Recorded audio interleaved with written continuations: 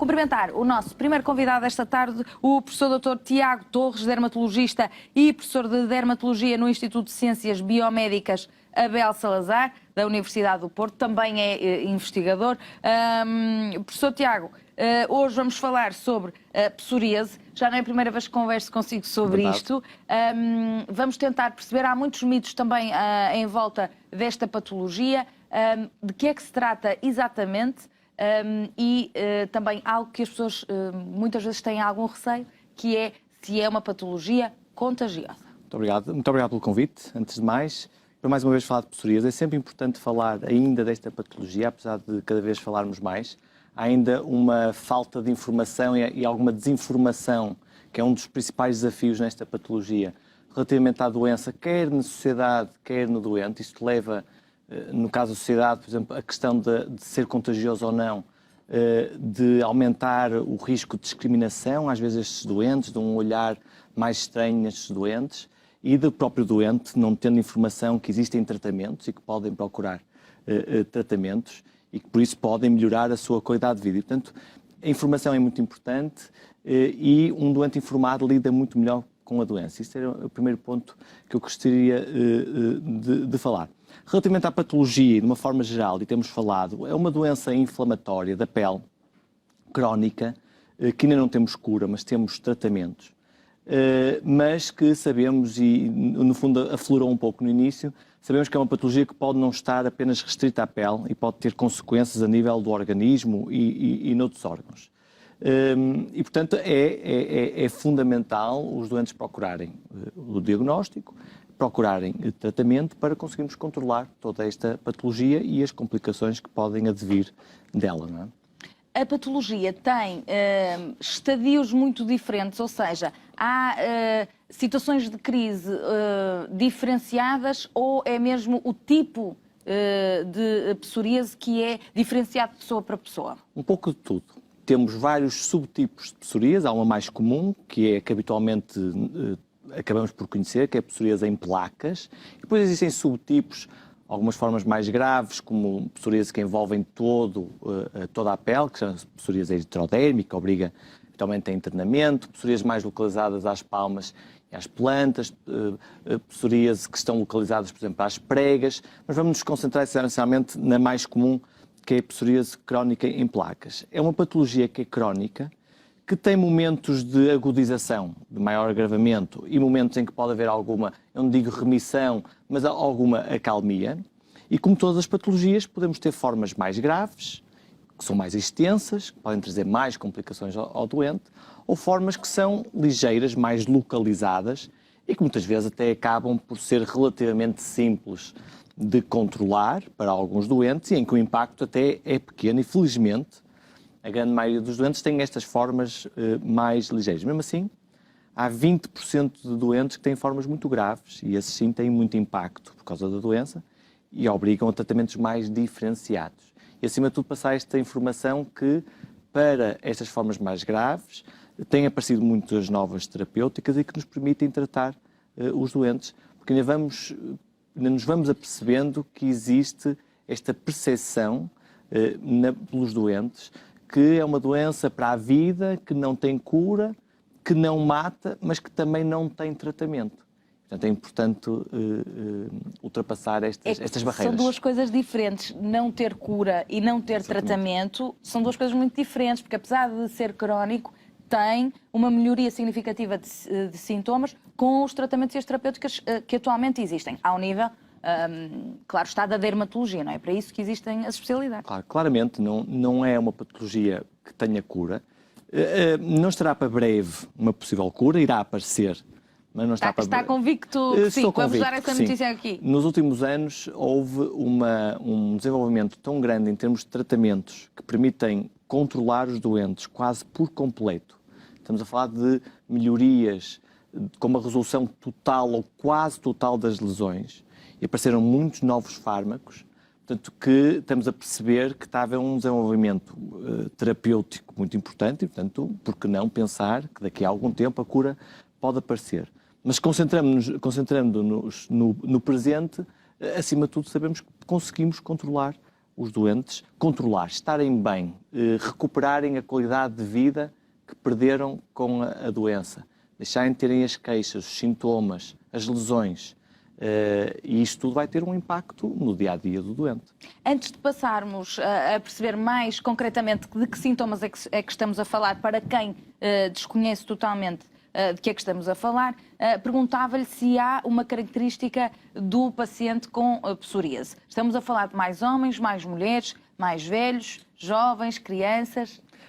A psoríase pode aparecer em qualquer idade, desde a nascença, como em pessoas aos 80 ou aos 90 anos, em que tem o aparecimento da doença nessa altura. Portanto, ninguém está livre aos 50 anos, por exemplo, de aparecer uma primeira crise. Exatamente. Existem até dois picos. Há dois picos em que o aparecimento é mais frequente, por volta dos 20, 30 e depois 50, 60.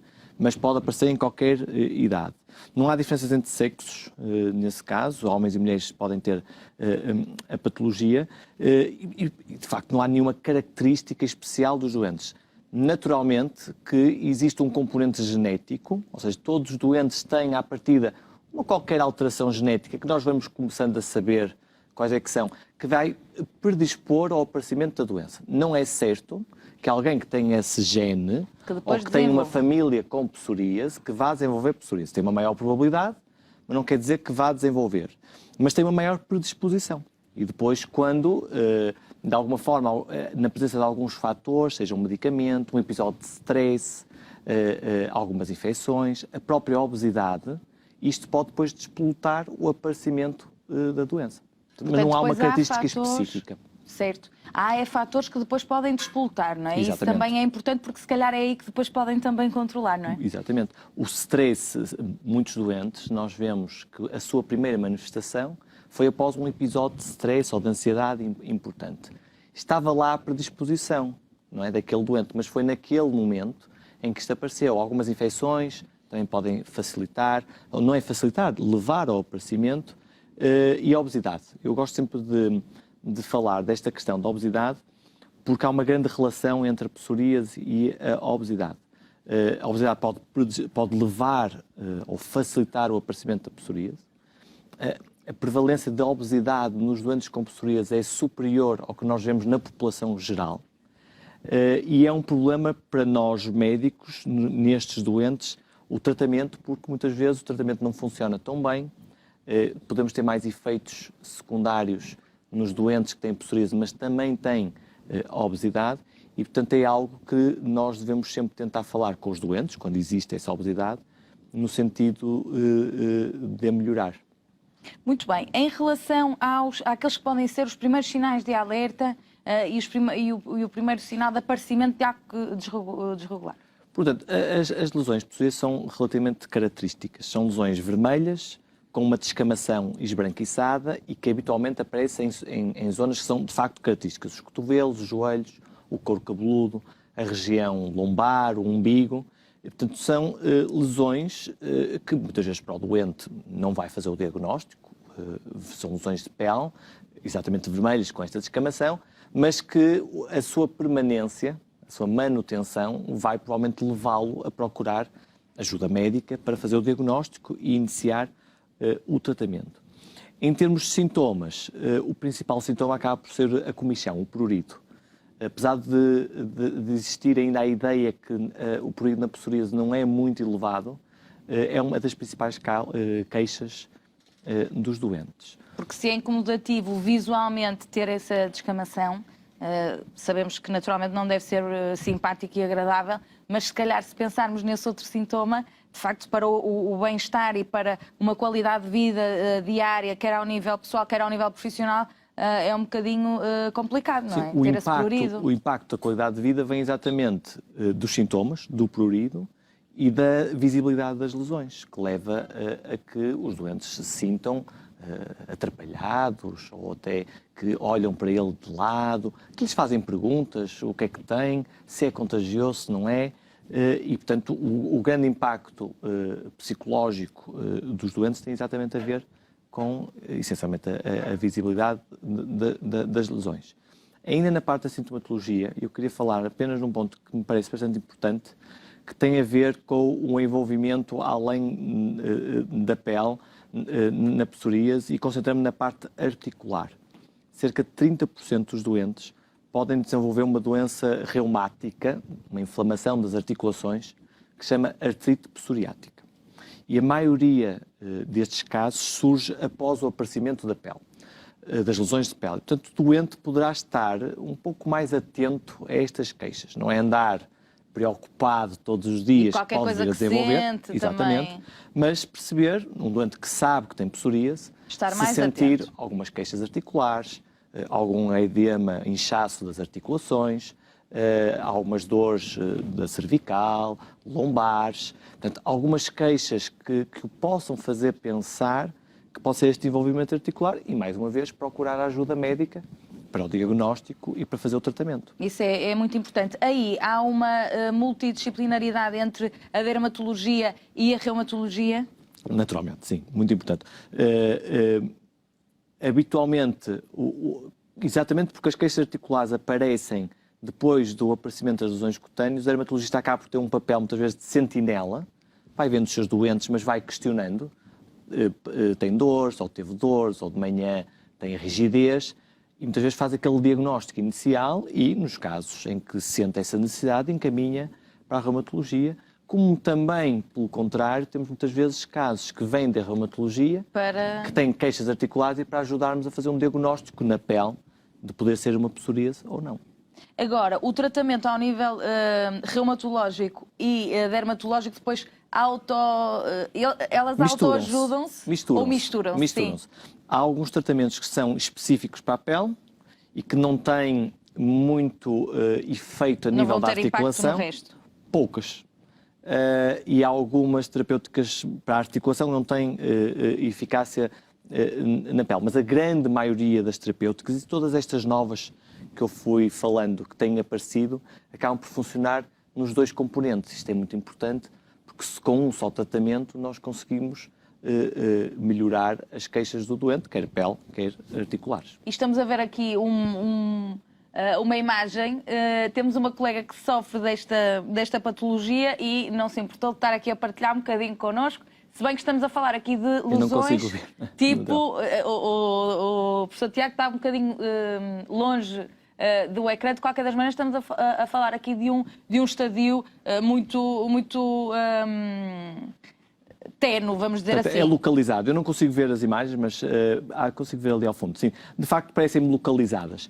Nós avaliamos esta gravidade. Estão muito avermelhadas, não é? Exato. Avaliamos pelas características da lesão, exatamente se tem muita descamação, se tem muita vermelhidão, mas também pela extensão, não é? Se tivermos uma lesão pequena localizada aos dois cotovelos, acabamos por considerar que é uma forma mais ligeira, mais localizada, e o tratamento vai ser também localizado. Quando temos formas extensas, com manifestações semelhantes à que me pareceu aparecer naquela imagem, mas que são muito extensas, temos que recorrer a tratamentos chamados sistémicos, não é? Ou que sejam orais ou injetáveis. Portanto, há soluções, não é? Esta esperança deve ser dada.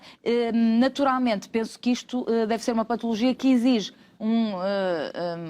uma vigia, não é? Muito constante, ou seja, não vale a pena ir à dermatologia ou à especialidade ou ao especialista apenas e só quando há uma crise. Porque tudo isto depois não se resolve provavelmente num dia, não é? Um doente que tem uma forma grave, moderada a grave, que necessita de terapêutica sistémica, comprimidos ou injeções, precisa de um acompanhamento regular. Porque todos estes tratamentos também têm alguns riscos e obrigam a uma vigilância clínica e a uma monitorização com análises regulares.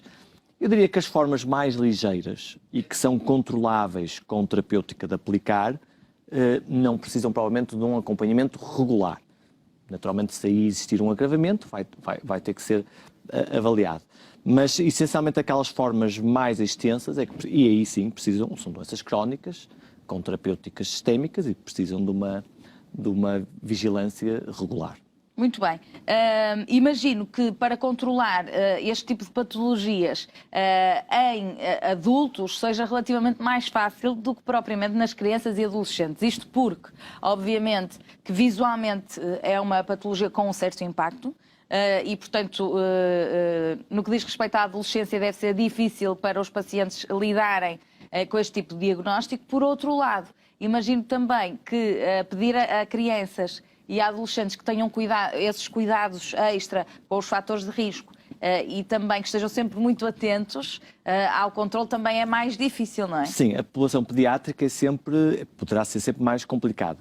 Há um ponto a favor, é que existe menos psoríase nas idades mais jovens, com a idade vai-se aproximando da prevalência do adulto. O impacto é um impacto importante, essencialmente na adolescência, e compreendemos, não é? Claro. Não é fácil se tiver muitas lesões em zonas visíveis, o contacto com os colegas é uma altura importante da vida e que vai ter impactos depois futuros, não é? Até na personalidade da pessoa. As pessoas podem ter um bocadinho a tendência para se isolar um badinho ou para desenvolver alguma timidez. E isso depois vai se refletir também no futuro, na própria personalidade do adolescente e depois do adulto. E, portanto, devemos ter muita atenção a esta população mais jovem e também procurar tratar bem no sentido de controlar as lesões.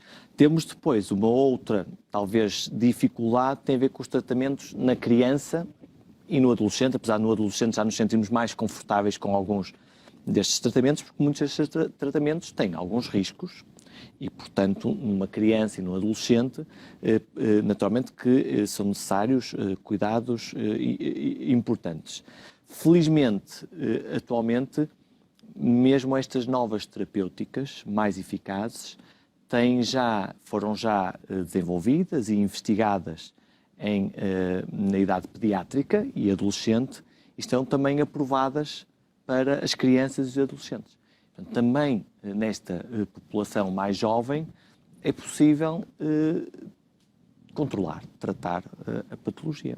Muito bem. Agora, no que diz respeito às preocupações ao nível estético, outra questão também que gostaria de lhe fazer, e se calhar muitas das suas pacientes com psoríase, mulheres particularmente, de certeza que lhe fazem esta questão, podem as mulheres com psoríase e até mesmo com uma psoríase já num estado relativamente desenvolvido, utilizar maquilhagem ou meios para esconder as lesões?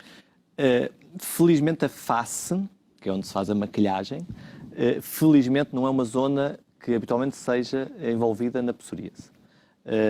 Pode acontecer, naturalmente. O objetivo primeiro é sempre tentar tratar para diminuir a lesão, mas não há qualquer razão para não fazer a maquilhagem, a não ser que faça algum tipo de alergia ou que incomode localmente, porque aí até pode de alguma forma agravar a lesão. Mas não há qualquer razão para não o poder fazer, desde que também faça o tratamento para melhorar a lesão. Muito bem. Relativamente à alimentação, falou-nos da obesidade como fator de risco para desenvolver crise ou para, de facto, haver mais inflamação do sistema para provocar os sintomas. Perguntava-lhe, ao nível da alimentação, existe cuidados a ter? Existem alimentos completamente inimigos do paciente psoriático? Essa é uma questão importantíssima, porque é uma das principais questões dos doentes. Exatamente o que é que pode comer. Se pode controlar ao nível da alimentação, não é? Não há nenhum alimento que exista uma lista, não há uma listagem de alimentos que sejam proibidos em doentes com psoríase. Portanto, esse é o primeiro ponto. No entanto, vemos muitas vezes alguns doentes que nos conseguem referir que individualmente, naquele caso, há um certo alimento que lhes faz mal. Portanto, nesse caso, o que é lógico é o doente tentar evitar esse alimento. Em termos de alimentação... Mas normalmente referem-lhe a algum em específico? Assim, recordo-me com alguma facilidade da azeitona, talvez mais que um doente me tenha dito isso, e não me lembro, talvez um ou outro alimento que podem ter referido mais que alguma vez. Mas a azeitona, de facto, já ouviu mais não vezes. Para o proibir, não no sentido de dizer que não podem comer, mas de facto é um alimento que mais que um doente me referiu. E o que eu disse, olha, no seu caso então, não deve comer a azeitona. Relativamente à alimentação, o conselho é fazer uma alimentação saudável, no sentido de não engordar. Explicar que a obesidade é mau na psoríase. Um doente que tem psoríase e que se torna obeso, a psoríase tem tendência a agravar. E, portanto, o combater a obesidade é ter uma dieta saudável. Há apenas, e tem alguns estudos que têm demonstrado, e há qualquer coisa que vai acabar por ser de senso comum, que aquelas gorduras que fazem mal, as gorduras saturadas, do fast food, dos fritos, parece ter um poder inflamatório. Pois, porque isto é o que... A minha pergunta também foi no sentido desta lógica, não é? Porque se pensarmos que alguns alimentos, de facto, inflamam o organismo, se calhar também podem aqui E, ter de facto, um papel. há alguns estudos que parecem mostrar que este tipo de gorduras, as gorduras saturadas, estas pouco saudáveis, dos fast foods, dos fritos, podem agravar a psoríase. Portanto, acho que no fundo tem que haver algum bom senso, mesmo com o doente, não é? Explicar bem a importância de uma alimentação saudável, não ganhar peso, mas não há nenhuma restrição especial para os doentes com psoríase. Muito bem, e para encerrarmos a nossa conversa de hoje, dizer que vai então haver a primeira reunião Uma Manhã com Psoríase. É verdade. Portanto, vai decorrer este sábado na alfândega aqui da cidade do Porto. Perguntava-lhe que evento é este e porque é que tiveram a necessidade hoje em dia então de fazer esta primeira reunião. É o primeiro evento dedicado à psoríase. Sim, é um evento organizado por mim e pela PSOP Portugal, que é a Associação Portuguesa de Doentes com Psoríase. E, no fundo, a ideia é termos uma manhã com doentes com psoríase, vamos falar de psoríase e vamos atuar neste tal desafio ou problema que é a informação ou alguma desinformação que existe, exatamente no sentido de que um doente informado, sabendo mais sobre a patologia, vai também saber lidar melhor com a sua doença. Portanto, deixo o convite a pacientes com psoríase, é isso? Exatamente. E especialistas da área? Não, é um evento direcionado a doentes com psoríase. Exatamente. Que é importante haver esta comunicação e se calhar também haverá um momento para tirar algumas dúvidas, não é? Dúvidas, vamos ter um momento de partilha de experiências, vamos falar de psoríase. Muito bem. Portanto, sabemos que em Portugal já há 250 mil portugueses com este diagnóstico. Falta também, se calhar, adicionar aqui números de pessoas que ainda não foram diagnosticadas, não é? Mas para isso estivemos aqui também a informar para que possa saber quais são esses sinais de alerta. Agradecer uma vez mais a presença do professor Tiago Torres aqui no consultório. Nós seguimos para intervalo. Até já.